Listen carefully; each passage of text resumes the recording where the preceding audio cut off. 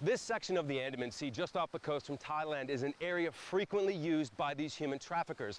Now, we're told by someone who's connected to these networks that there are 4 boats out there who've already made their week-long journey down from Myanmar. They haven't come closer to shore because of this new operation launched by Thai officials 1 week ago. Those boats, they can stay out there for up to a month. But over the last few years, the traffickers have been bringing the Rohingya ashore by the tens of thousands. It's estimated that 60,000 have been trafficked through Thailand in just the last 7 months.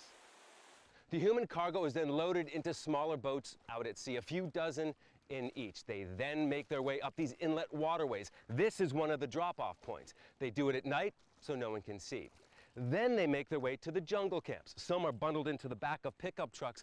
Others trek through national forests. If there are children in the group, it could take up to 2 days. This is where they end up, in hidden jungle camps. This one was abandoned just hours before we arrived. In some cases, the Rohingya are held for months, waiting for ransom money to reach the traffickers.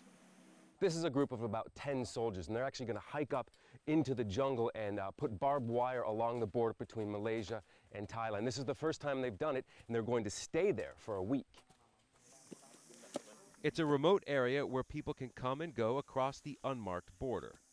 So there are 2 provinces that border Malaysia that the army is focused on, these operations searching out for these camps and the traffickers who run them. That's because this area here is a known route for the Rohingya going from Thailand into Malaysia. But that's just a small part of the 144 kilometers of border area where the trafficker camps are thought to be. Thailand's government has called for 3-way talks with Malaysia and Myanmar to deal with what they call a crisis situation. One that has ended with hundreds of Rohingya in Thai custody for illegal entry, like these here. Or those who had to buy their freedom after being held for ransom in the jungle camps.